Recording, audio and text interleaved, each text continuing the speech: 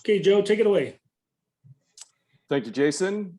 Hello, everyone. My name is Joe Jenham. I'm the Director of Athletics at Mount San Antonio College out in California, and also the current president of NATYCAA. Thank you for joining us today for this presentation from Greg Dana and Conor Larkin from the NCAA. Greg has been a valuable resource for two-year colleges. He's presented at our level across the country, and we are appreciative of his time. He is currently the Associate Director of Academics and Membership Affairs at the NCAA and has been working at the NCAA for 14 years.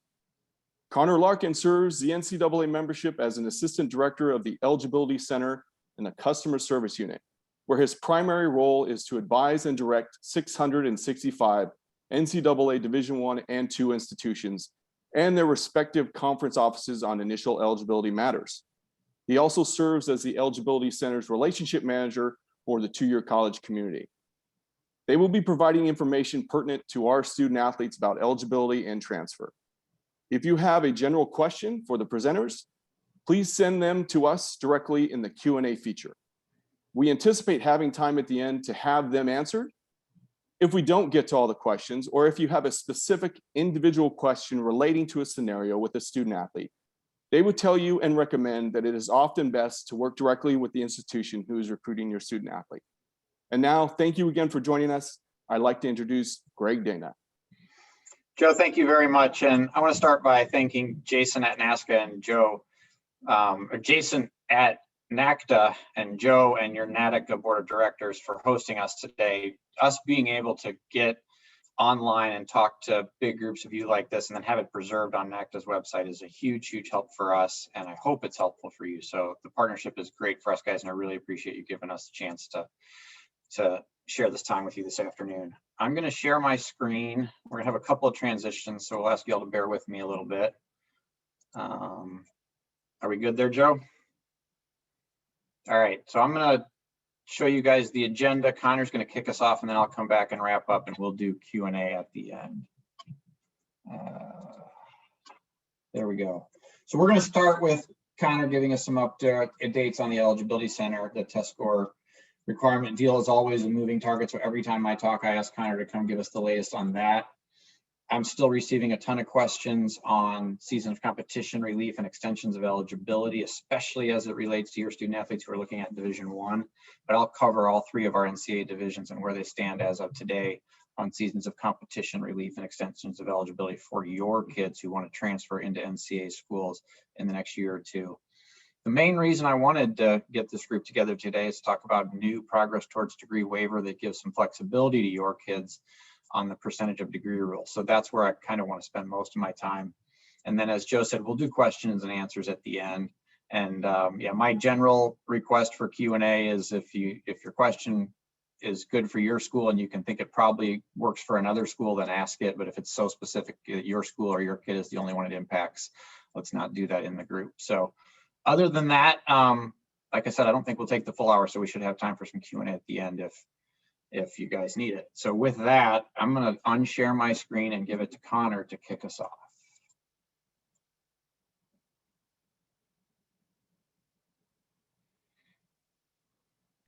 Thank you, Greg, and thank you everyone for being here, and to Jason and Joe for inviting us to present to you today. It's the first time, I think, for the Eligibility Center to present to this group, and so it's just a real pleasure to do this. So, all right, am I screen sharing? Is it working? Good. All right, so as Joe mentioned, I serve the two-year community as the kind of the relationship manager for all of the two-year community. So we're not thinking just the student athletes, but also the academic and athletics advisors. And so I'm just going to take a couple minutes here to cover a couple of updates about and share a few things that are happening in our world from the pre-enrollment perspective. So first, let's talk about Division II rules. I'm going to go in reverse order here because this is the big one. So back in January of 2021, Division II membership for NCAA had made a decision to modify their initial eligibility rules. That specifically is the removal of the non-qualifier decision for those students. So the non-qualifier decision means you can't compete, can't practice, can't receive your athletic scholarship in that first year of full-time enrollment. You're basically just a student on campus. With the removal of this decision, the students are now going to have a baseline default decision of a partial qualifier status, which means they're immediately eligible to practice and receive any scholarship that they had been offered and had signed. This means that students can simply enroll in college, decide to walk on, as long as they have an Eligibility Center certification account, they can immediately begin participating. There is one kind of catch to this, is that students are now going to need to be cleared as a final qualifier in order to actually compete in that first year. So that's kind of one thing that hasn't changed. Otherwise, students can just simply enroll full-time and begin practicing, or even receive a scholarship. And what's kind of unique is that there's no minimum academic thresholds here. A student can have a very low GPA, a student can have a very limited amount of core courses out of high school, and they can still just join an institution and begin participating and receive a scholarship. So one of the things to keep in mind here, I think, for this group is that for Division II, their admissions office kind of becomes a filter for these students with low GPAs, low courses out of high school when we do our certifications, and overall is going to be kind of the primary barrier for students' participation. But to participate and by that I mean to compete in their first year, they're still going to need to meet the final qualifier regulations, or alternatively, a large selection of automatic waivers that the Eligibility Center can grant to these students, including the more recent selection of automatic waivers called the COVID-19 automatic waivers, which removes a test score requirement for these students. And this means that students can get cleared without taking an SAT or ACT, or even submitting them, even if they had.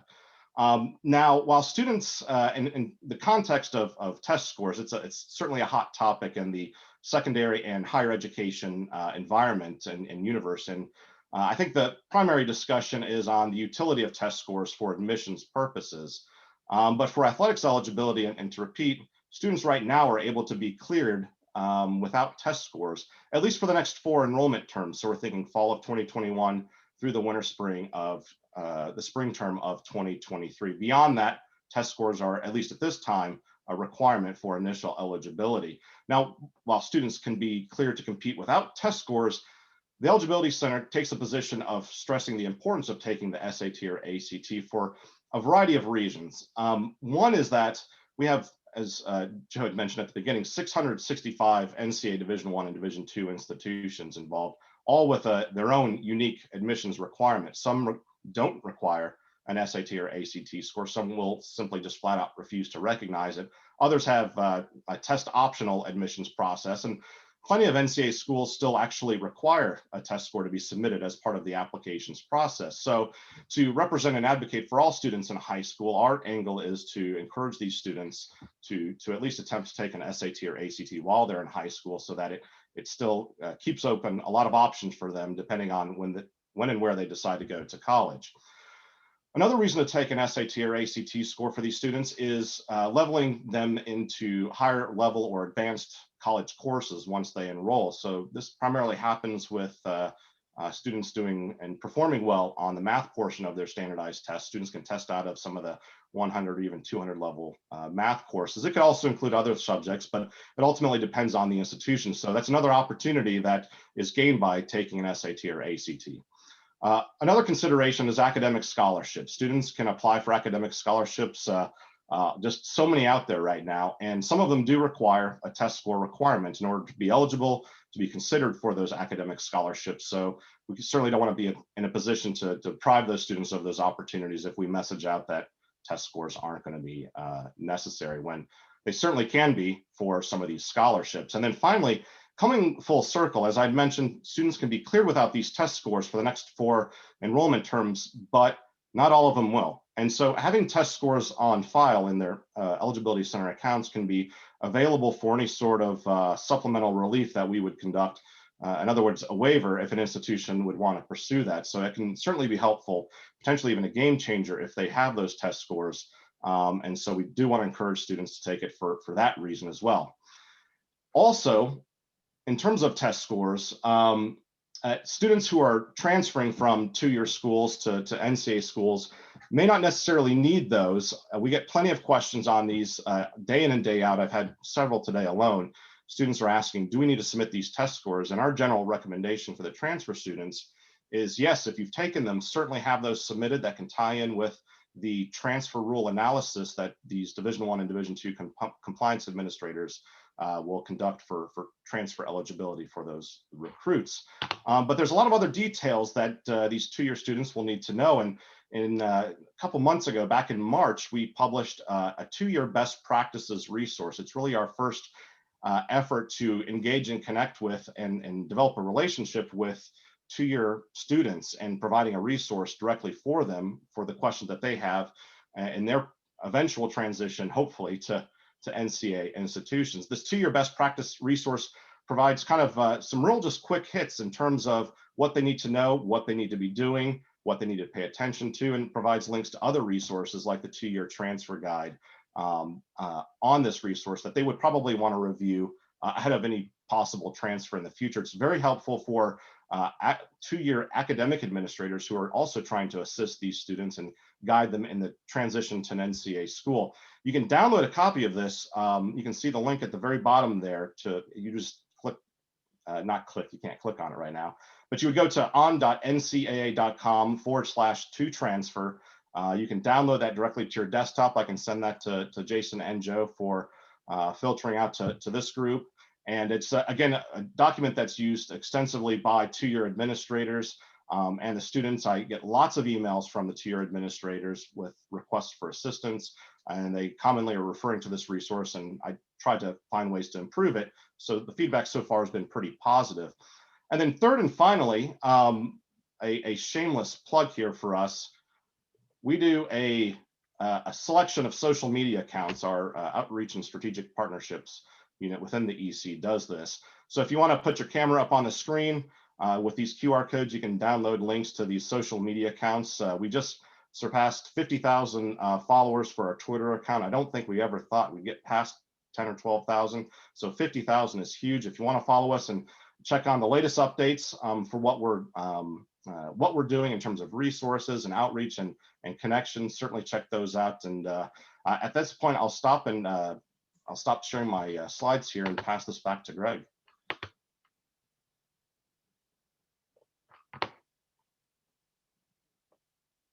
All right, thank you, sir. And bear with us, folks, while we transition.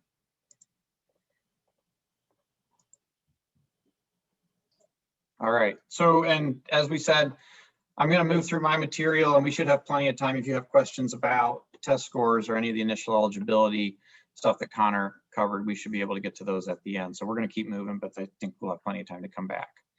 I really only have two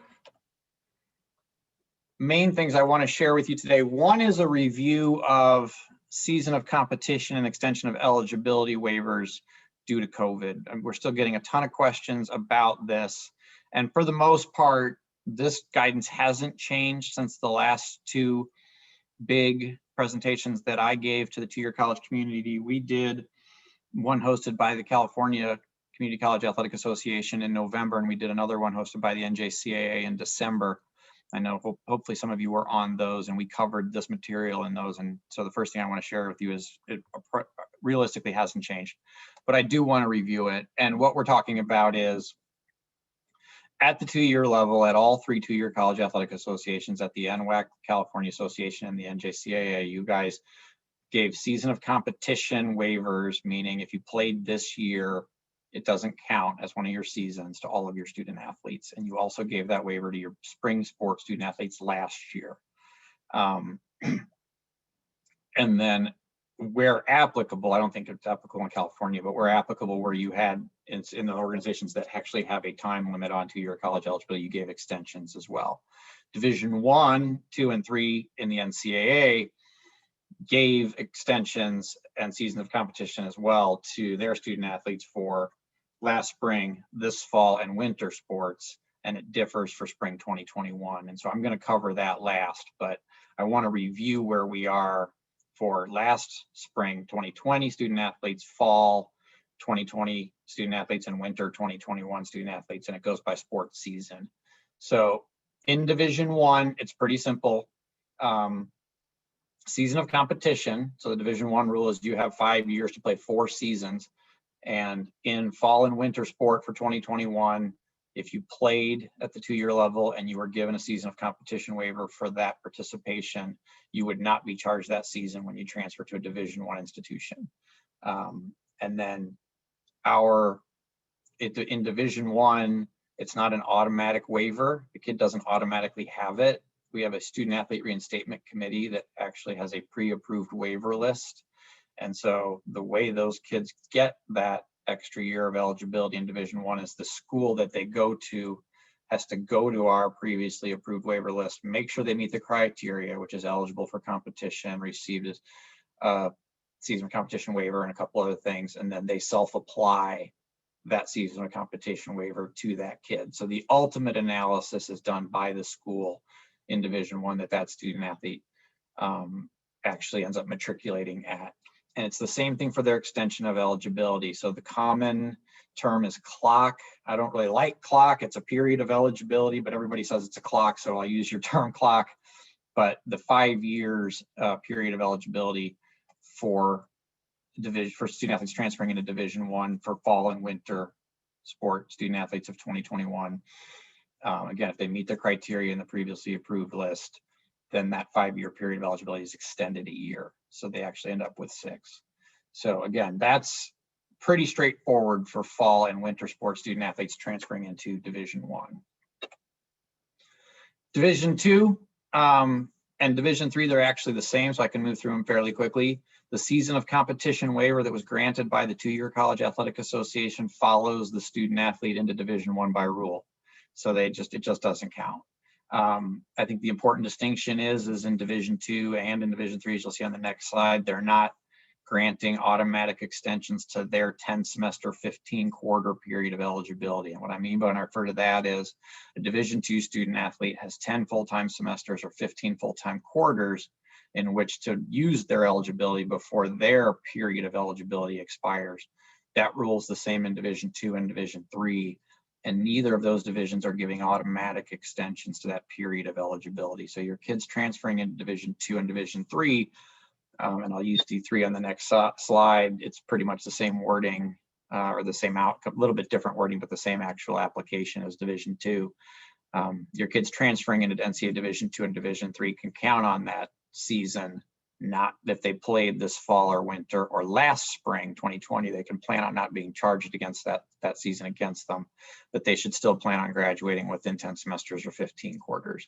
There are some situations where their schools could apply for that to be extended, but it would be done on a case-by-case basis. And I think the best way to advise your kids transferring into Division II and Division III is say, still plan on getting out in 10 semesters or 15 full-time quarters, but that season doesn't count for, again, last spring and fall and winter sports of this year.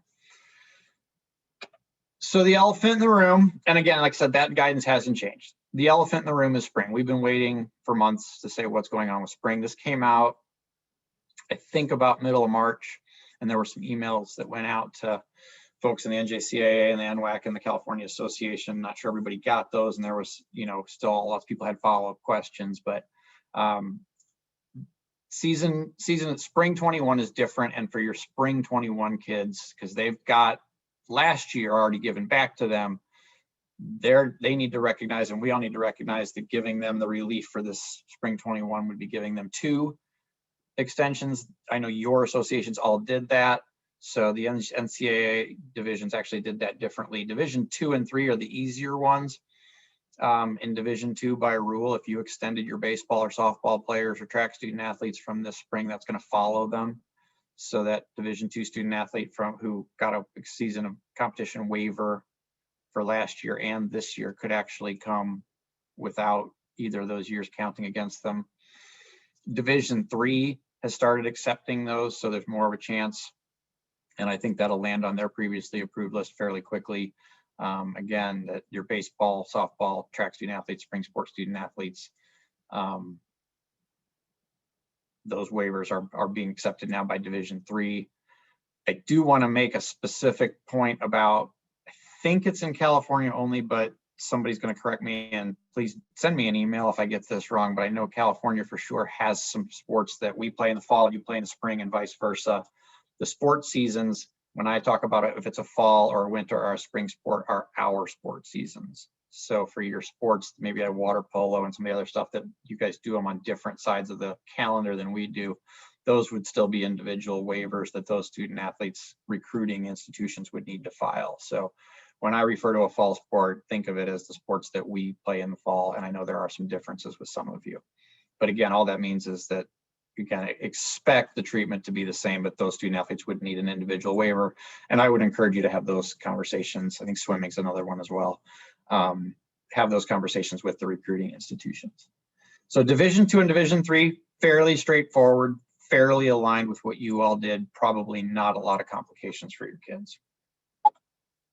The elephant in the room, Division I. Division I waited to the absolute longest to extend our own NCAA Division I spring sports student athletes. And when they did, they put a whole bunch of criteria and if this and parentheses and brackets around it. They also intentionally did not extend that to transfers in from other athletic associations. So in Division I, for your baseball, softball, track, spring sports student athletes who participated in spring of 2021, right now, the season that just ended or you're in right now, the best advice is default to the legislation. And that means if they competed in intercollegiate competition, they used a season competition.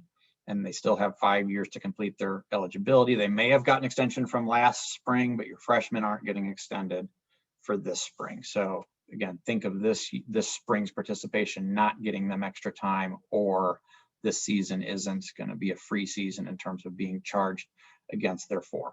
And I'm very well aware of the fact that now that puts us in a different place than you all. The Student Athlete Reinstatement Committee is not saying that nobody will get that. They want to look at the waivers on a case-by-case basis.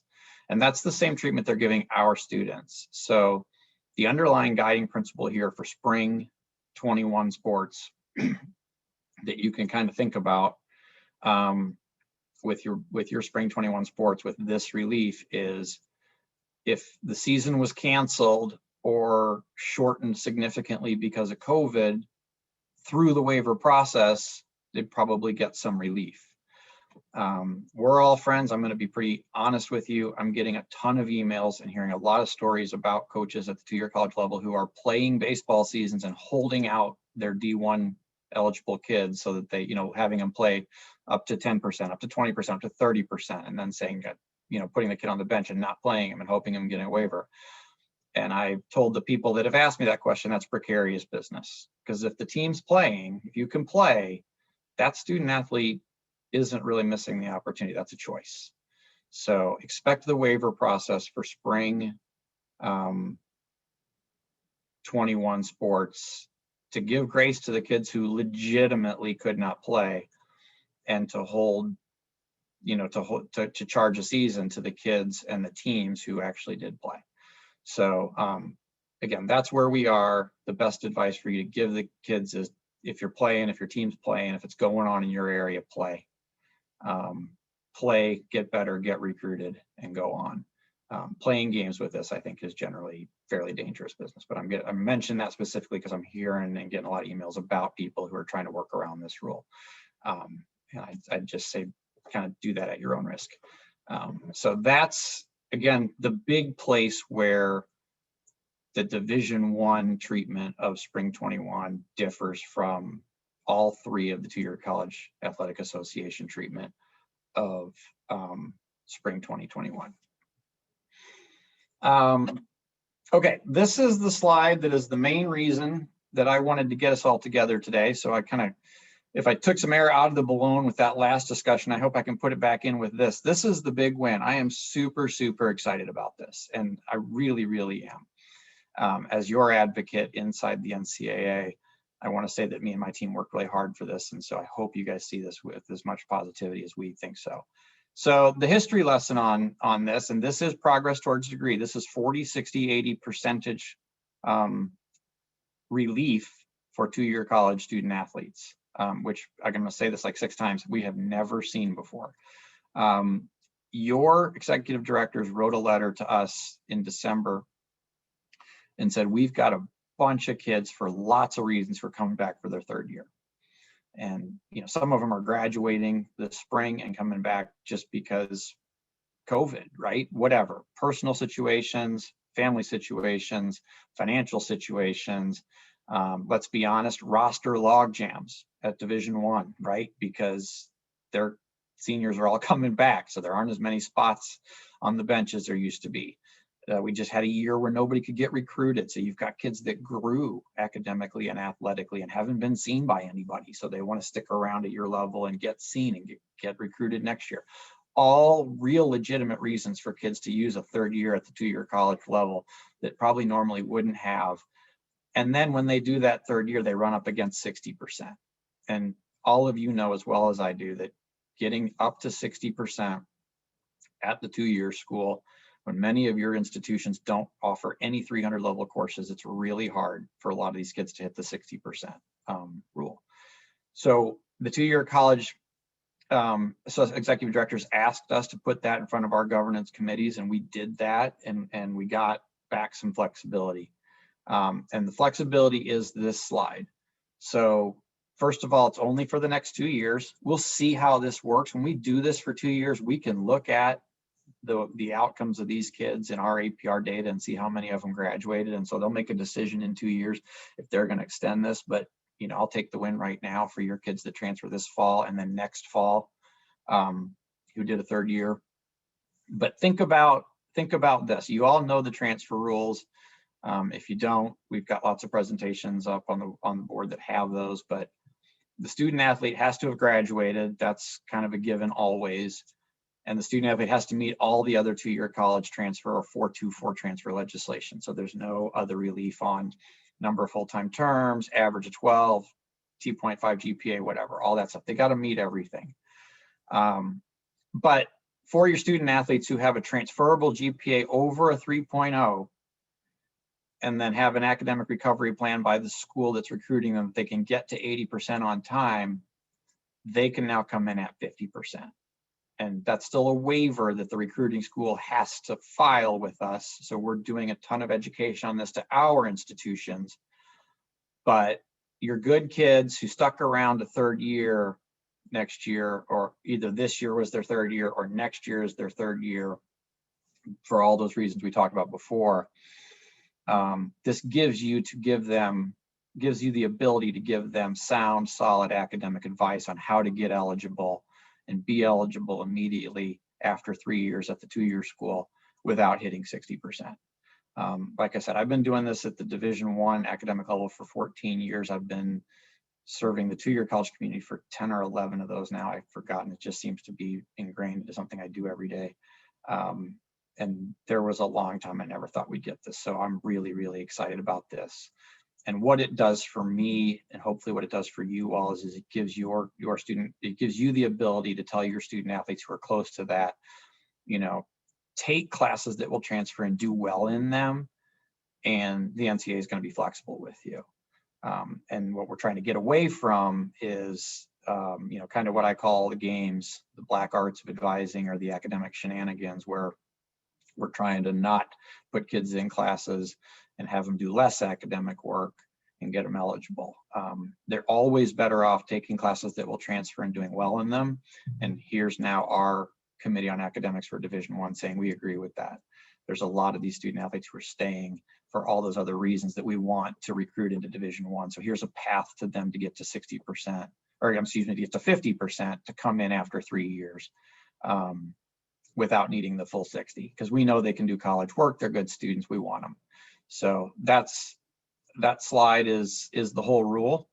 And I said that's a big deal. I wanted to slide into this discussion. I think something everybody's aware of, but I'm going to keep saying it. Division I, but actually Division II adopted it too. In the NCAA, we have the rule that if you participate in intercollegiate competition while enrolled part-time, it counts. So for your kid who's staying next year, if they're going to go fall, if they're a baseball player, let's say, and they're going to go part-time in the fall, but they're going to play in your fall ball, and then they're going to go spring full-time and play in your spring season, that fall season is going to count, and they're going to be at 6 semesters and need 60% unless they meet this. So it really is your better advice for your kids who are sticking around next year is take as many classes as possible or transfer and do as well as you can in them. So what happens when they fall short of this? We've always had the ability as a staff to grant waivers on a case-by-case basis to the kids who are strong academically. And I think we're going to see a bunch of them in the next 2 years from the two-year college community of those kids who are, good students who stuck around at the 2-year school for the 3rd year to play that extra season and get recruited, or for whatever family reason they may have had to stay. So does this mean that the kid with the 2.8 or the 2.9, and 54% is going to get shut out? No.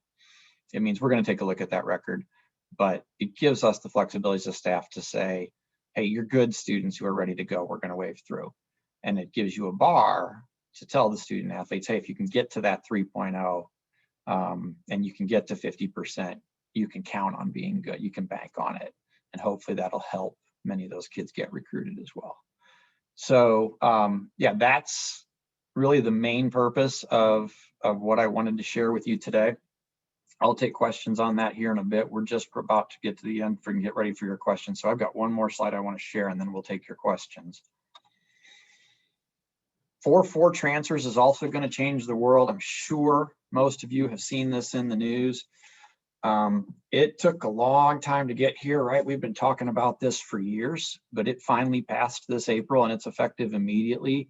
And so this is for your baseball, football, men's and women's basketball student athletes, hockey as well, but hockey is a different animal. So just think about this for baseball, football, men's and women's basketball. Those are the kids in the Division I world that always, when they were 4-4 transfers, had to sit a year and be out of had to sit a year, a full academic year in residence before being eligible.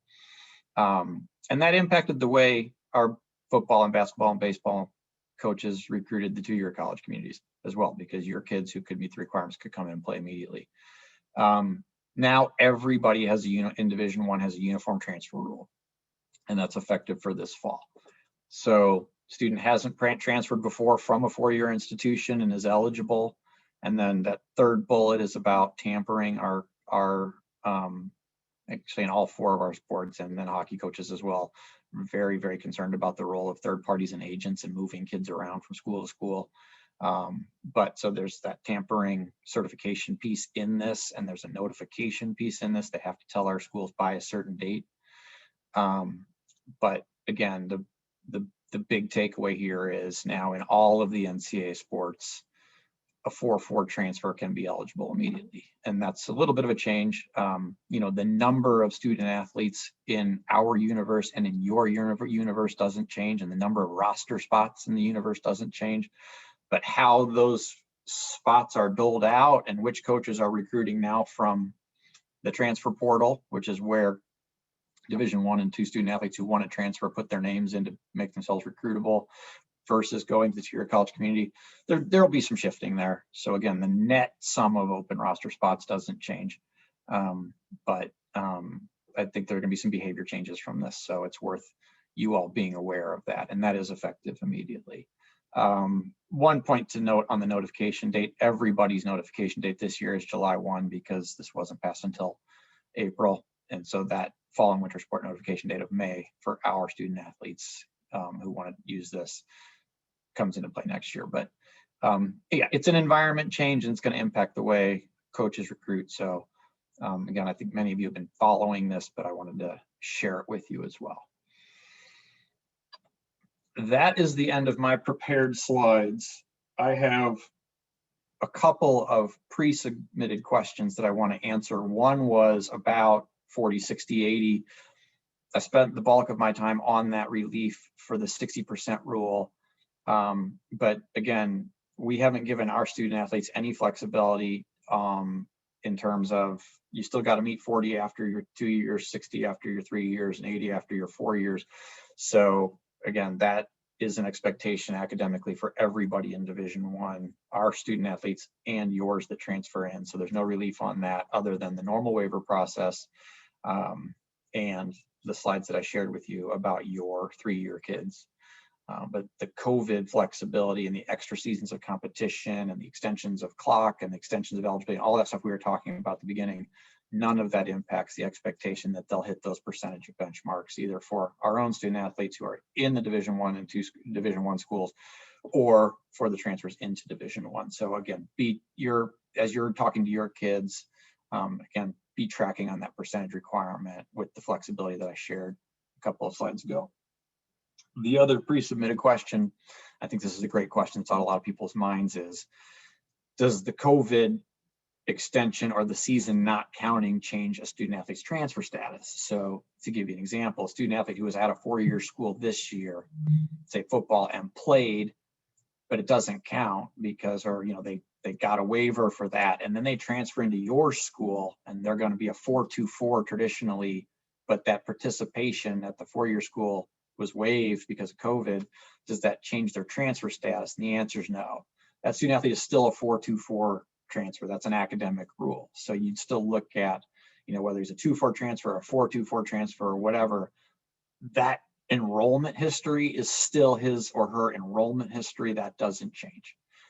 It's just how many seasons does he have in that little box that changes, but the rest of that in terms of transfer eligibility and academic eligibility remains the same. So with that, Joe, I'll stop. That's the end of our prepared remarks, and we've got some time. So that was the only thing I had for pre-submitted questions. So Joe, is there anything in the Q&A that you'd like us to address? We do have a few questions in Q&A, so I'll just move through them for you, Greg. First question is, what happens to a student athlete that was an incoming freshman for year 2019-2020, and their season was cut short for 19-20, and they also did not play 2021? Do they still have the full 4 years to compete at the D1 level? You're asking me the hard one. I gotta write that down.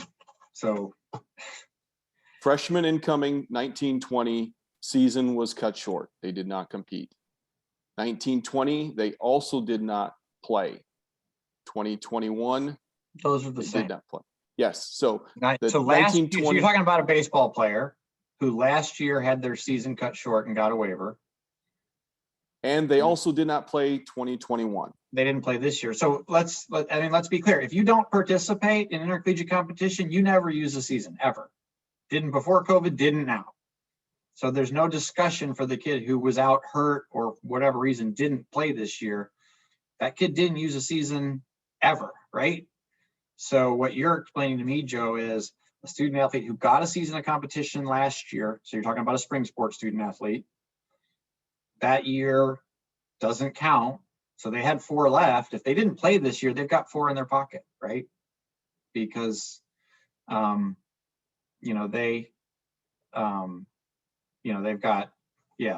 got, again, they didn't play, they didn't use a season. Mm-hmm. There's a comment in the chat that is absolutely accurate from one of our participants, and that is that, remember, their 5-year clock is running, right? Because that starts when you enroll full-time. Great, thank you. Next question. Thank you, Andy. Yeah. Next question, just confirming, Division I 5-year window is automatically extended for fall winter sports, effectively giving them a 6-year window? So to be clear, it's not ever automatic in Division I. It's a student athlete reinstatement waiver, and our institutions have a previously approved waiver checklist where they can go through and say, this person meets the parameters, and I can give them the waiver. So for the most part, if they were eligible, enrolled, participated, they're going to get that waiver, but you always want to double check that with the recruiting institution. It's up to that recruiting institution to apply that. Excellent. And then a question regarding grad transfer. A grad transfer considered to have used their one-time transfer, will this prevent them from using the new 4-4 transfer rule?